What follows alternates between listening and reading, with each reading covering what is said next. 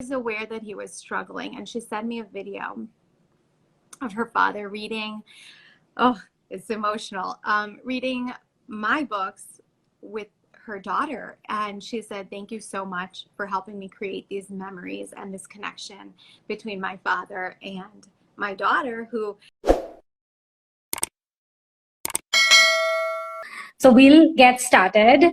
Hi, I'm Priya from It's OKR, and we are so excited to kick off our first IG Live series, How I'm Building This. It's a series about South Asian entrepreneurs learning about their journeys, and they're all going to be from different backgrounds. So we're super excited about that.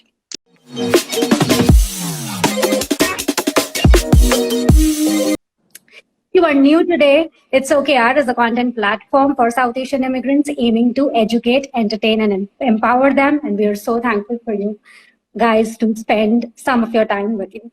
But Chitra, so excited to have you here. Let's get started. Would love to just understand a little bit about your background, your journey, and what made you start Tarimaa. Sure. So again, thank you for having me. So just to give you a little bit of background about myself, as you said, my name is Chitra. I'm Chitra Pena. I am 36 years old. I was born and raised in New Jersey. My background is Indian Gujarati, and I grew up in a household speaking Gujarati fluently. My ba lived with us, and so that was really our primary, though she spoke English, we always spoke Gujarati with each other. And so about my journey and what led me into beginning Tarimaa, well, now it's about 15 years ago, my sister, well, not 15, 12 years ago, my sister had her son. And at that time, you know, the Masi that I wanted to give him all these things to help him learn Gujarati. And I came up empty-handed, and there was a little seed in my mind, I should do something about this. And at the time, I felt completely unequipped. I had no idea where to start. And so I put it off. And then I myself got married, and we had our own challenges becoming parents. And when we finally were blessed with our child, the same idea came into my mind. I want to teach my daughter Gujarati. My husband is Puerto Rican. He does not speak Gujarati. And so I was the one who was going to be passing the language down. At 6 months old, we moved away from where I was born and raised, which was New Jersey. We moved away, and suddenly family was so far, and I was the only one. My ba, my parents, all the network that would help me, you know, surround and immerse my children in the language were gone. And so suddenly I said, you know, that idea that I had 10 years ago, 12 years ago, I really need to do something about it now. And over that time period, I had my background in education is that I am a pharmacist. So again, no design or publishing or anything of the sort. But in that 10-year journey, I had become a pharmacist, but about 5 years in, I had decided to start my own business, and I decided to teach myself graphic design. And I opened an Etsy store, and I designed stationery for weddings and baby showers and bridal showers. So I had given myself this task to learn that. And so the second time this idea came to mind that I need to create something, and in my heart, I always wanted to do books because I'm a big book lover. And I said, okay, don't really know about publishing, but at least this time around, I know a little bit about design. And so that's when it all began. And then, you know, the seed was planted. I started sketching in notebooks, and I started coming up with ideas. And 2 years later, I launched my own.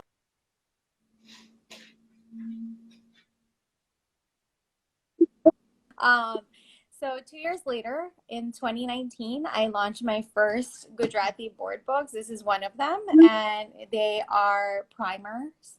And so they teach colors, shapes, and numbers. And then since then, last January, I added 9 products to my line, and also included Hindi language. And yeah, it just continues to grow from there.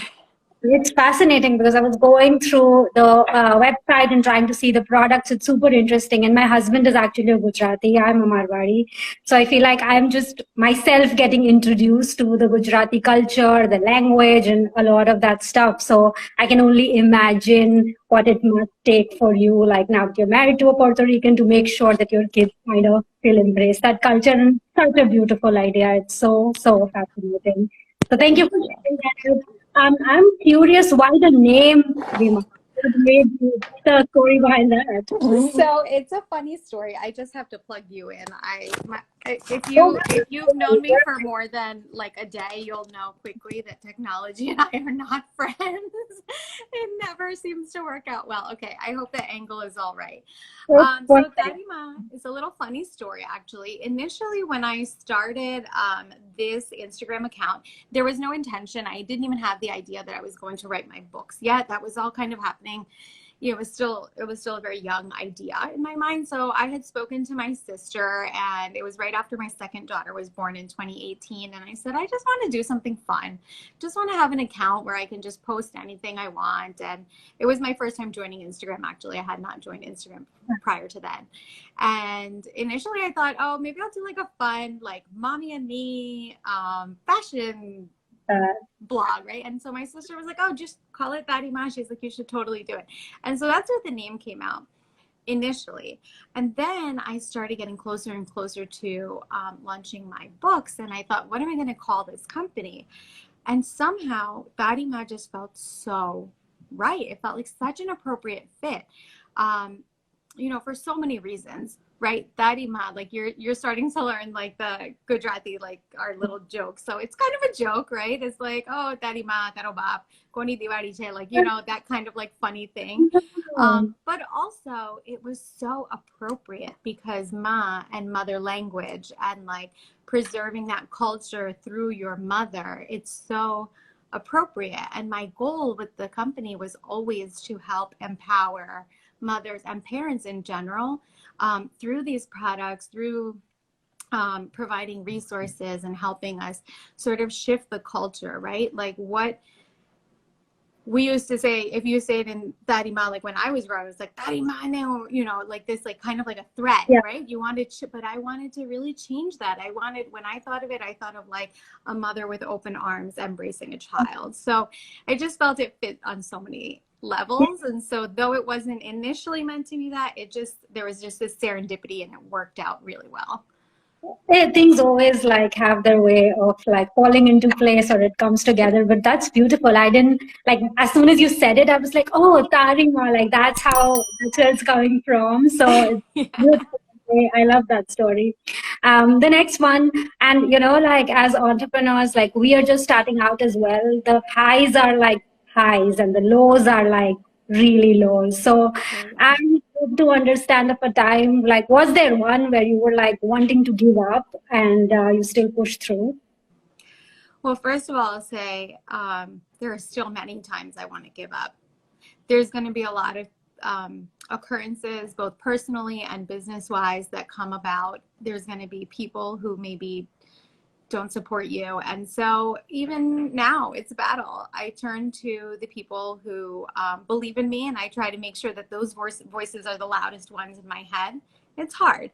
But I would say that the very first sort of obstacle or hurdle that I had to overcome was just taking the leap to do it. Because after I first wrote out my books, I sketched everything, I made them, and then I would kind of review it. At that time, my younger daughter was, I started really when I was pregnant with her. That's when I really got to take the push.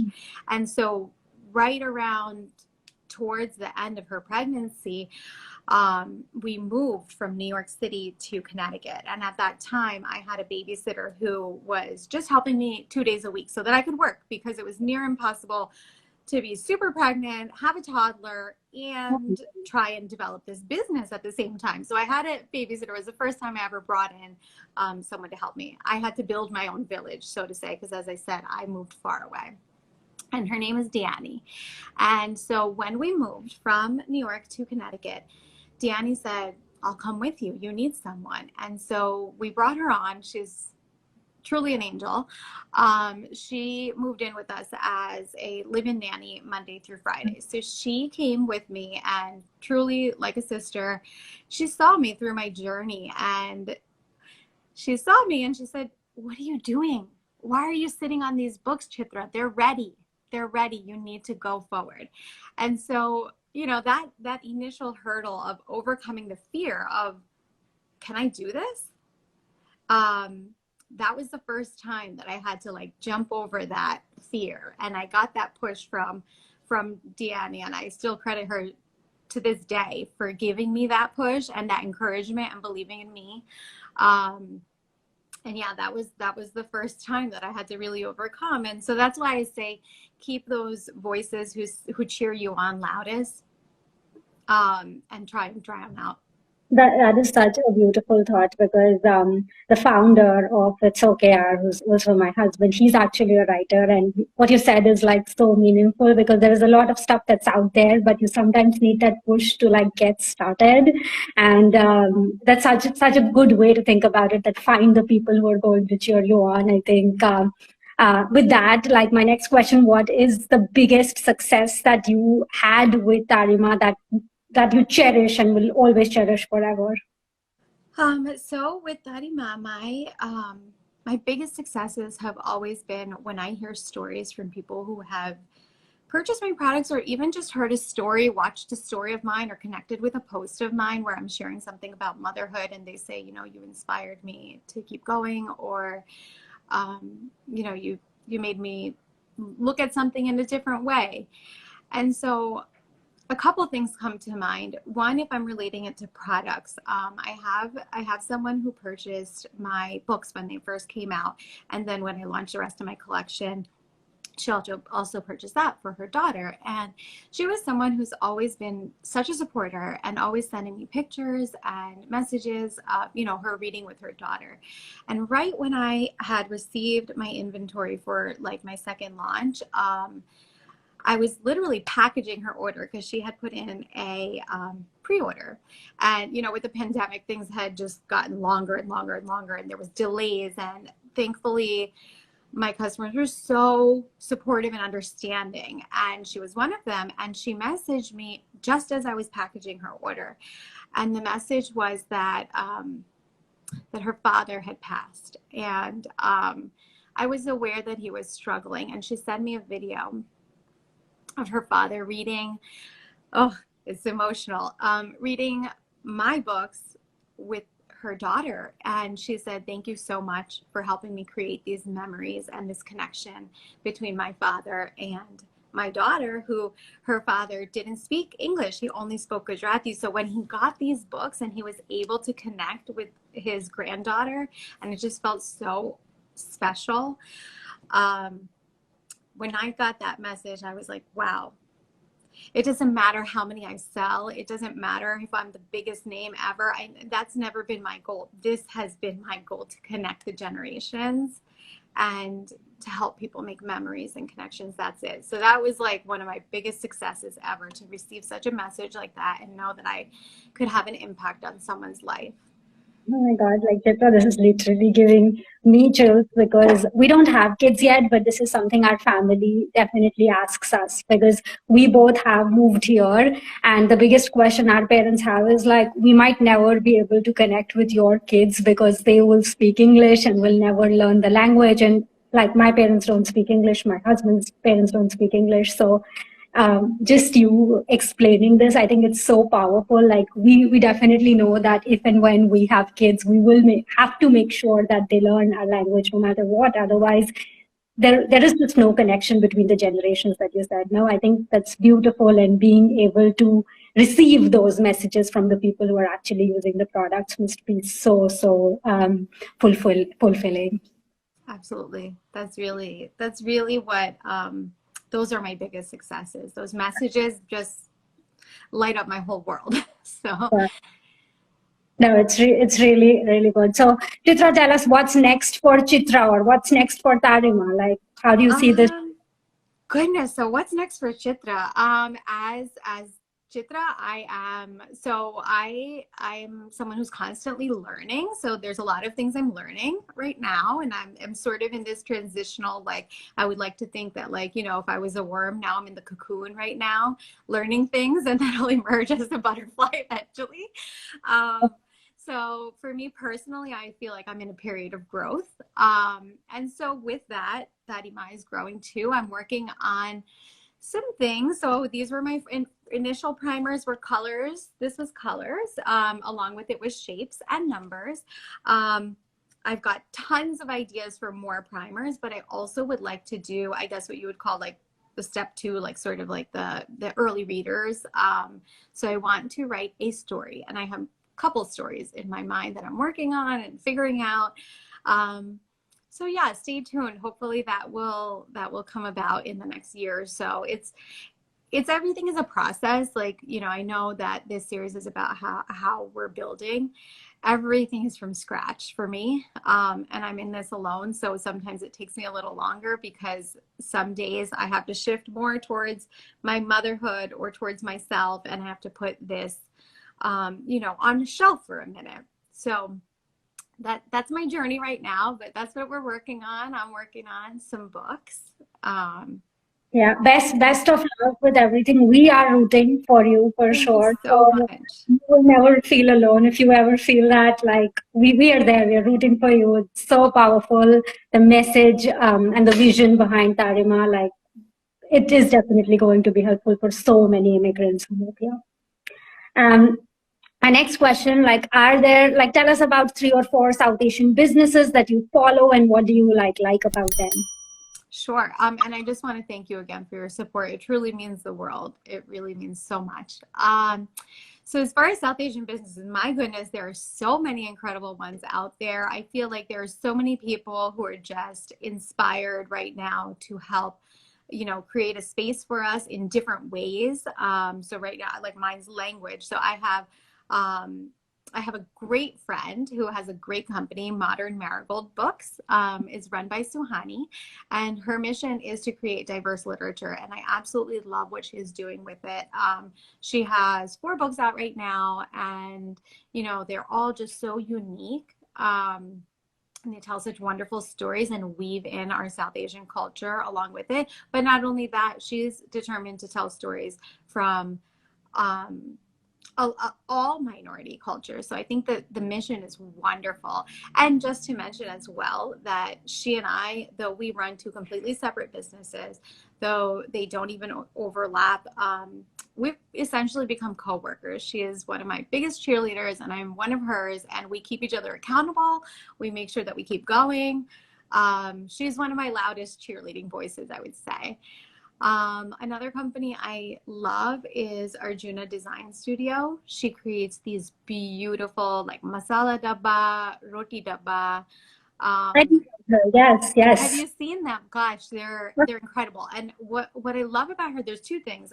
Well, so many things, but 2 things that I really love is that she puts in so much care and attention and detail into the design of her products, and also making sure that they are of excellent quality.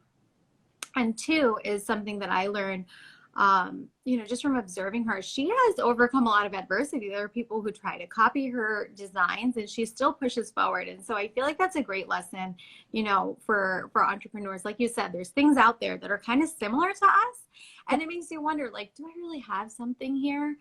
But watching someone directly copy her designs, and she still keeps going and still keeps making such a great impact too. She's just inspirational in that way for me. And then you said 3 or 4. So Every Girl Dolls. Have you heard of Every Girl Dolls? Oh, but I'm definitely going to check them out. Yeah, so they just launched their first doll, and their goal was to create a line of South Asian dolls.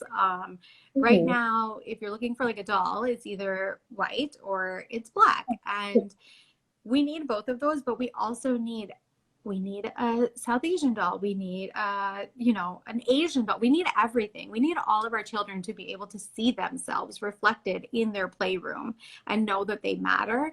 And so their mission is incredible. to help representation in the playroom.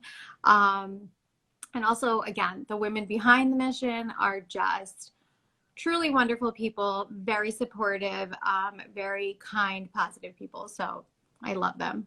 No, we are. I feel like truly living in that multicultural time where we are seeing so many like South Asian faces more mainstream and the stories coming live. So it's truly unique. Like I didn't even know we were thinking about someone was doing every girl balls and having that representation. It's going to be pretty cool to have something like that because to your point, it's either black or white and we don't have that space in between and it's so important to create that. So thank you for sharing. The next segment is we are no coffee with Karan guys, but we are trying our best here. So a couple of fun questions and just get to learn about you a little bit. The first one is this is I'll call the segment. I'm just naming it right now, Chai or Coffee with Priya, and it's going to be this or that. So tell us which way you're leaning. The first one, of course, is chai or coffee. Oh, well, I have my cha right here. It's not Desi cha, it's not Gujarati cha, but it's I, cha. I'm definitely cha. I still start my day with that Indian masala cup of tea. Like I cannot begin that day. So all for like team tea. The Yes, second team one, tea. the second one is, and this we had to do like on popular request. Like, are you dhania or no dhania? Or so. Okay, so first of all, in my house we call it kotmir.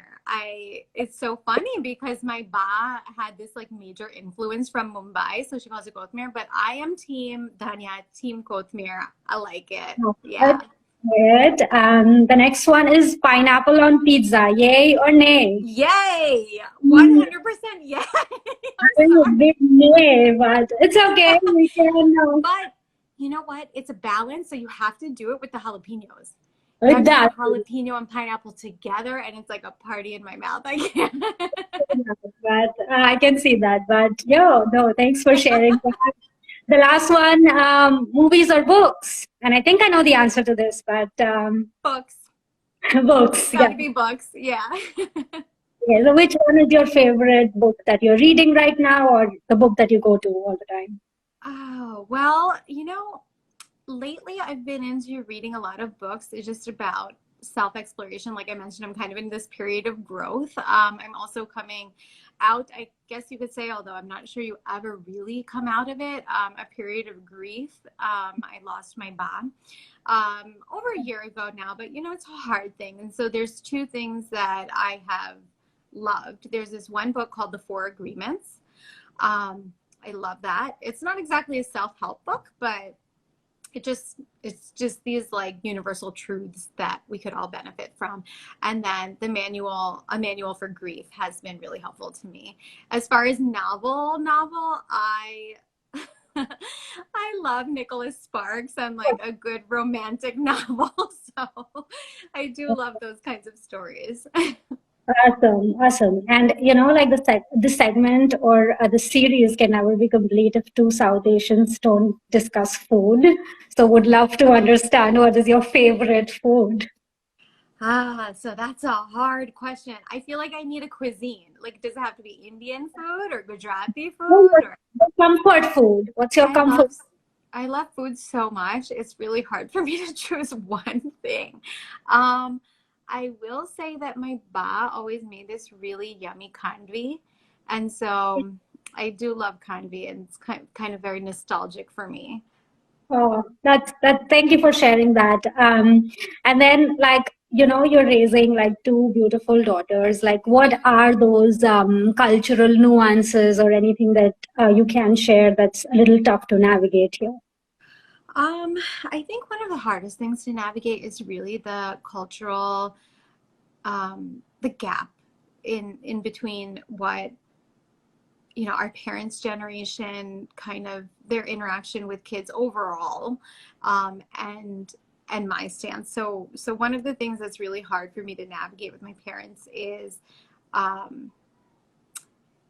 respect. So my parents think that children should just, their way of respecting is just following the directions, never saying no, never questioning anything, and just like kind of like chup chap betire kind of thing, like sit there quietly type of thing. And my kids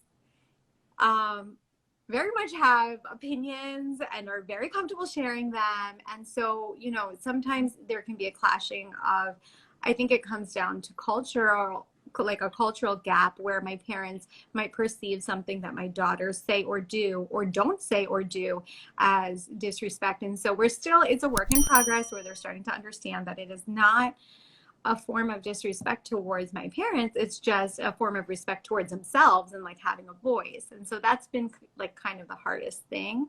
But that's just like the tip of the iceberg. There's so much that comes along with that gap in like how they parented and had to parent, given their circumstances and everything. Like I have a lot of empathy for why they did what they did and then the way that I'm doing it. So there's a bit of a divide there.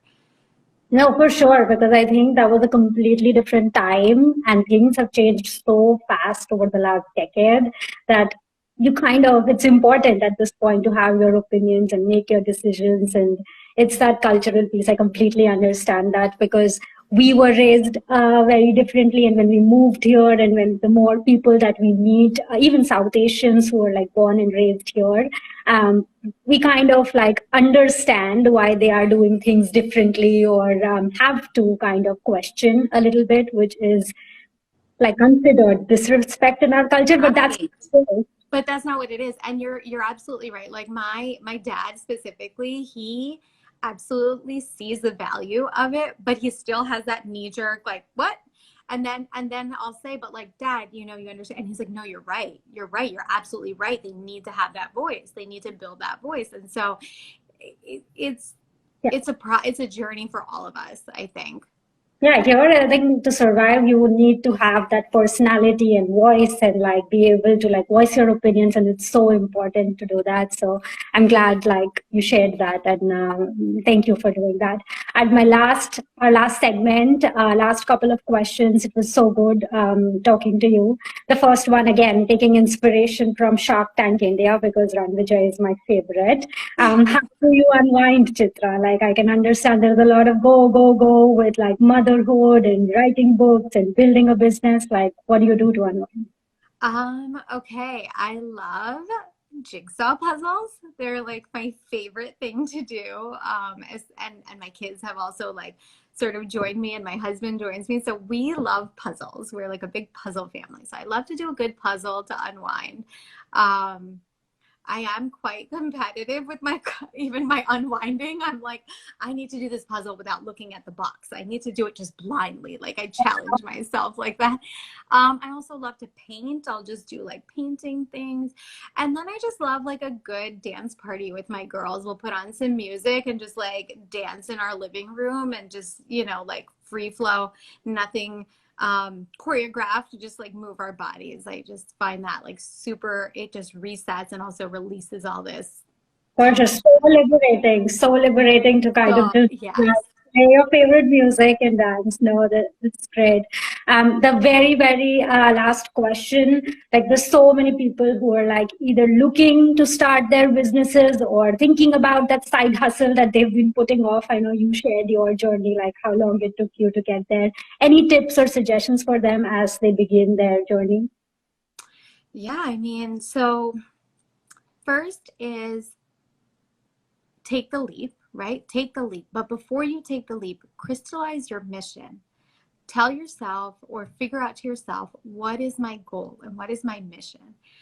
I think that is incredibly helpful when all of those moments of doubt that come, which will inevitably come for anybody, to always go back to your mission and say, am I accomplishing my mission? Because sometimes when you start to grow and when you take that leap and you go into the business and you've invested not only time, but also all of your own personal money into this, because for me, everything is funded by me. So, you know, it's a family choice to make this business. But if I come back again to my mission, which is that connection, so find your mission, crystallize that, and always come back to it in those moments of doubt so that you could remind yourself why you're doing this. And I promise you, most of the time, you are making an impact towards that mission. And so it helps, you know, ground you again. No, that's beautiful. I feel just tying everything back to that vision, because to your point, like, yes, you need your family, you need your cheerleaders, you need those voices to just help you and move through that. It's so powerful. But I hope everyone who tuned in learned something, has received some great takeaways. But Chitra, it was so good talking to you. I know this is our first conversation, and hopefully many more to come. Thank you so much for sharing and spending a little bit of your Sunday with us. Thank you. I appreciate it. It was so good. Thank you so much for having me, and thank you for having me as your first guest. I hope I didn't, lived up to the expectations, and was a wonderful conversation. Thank you so much for your support and for having me. And it was lovely to meet you and chat and see you in person.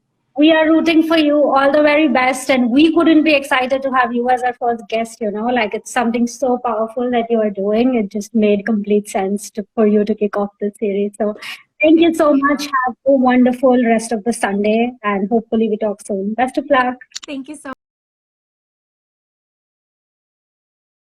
much.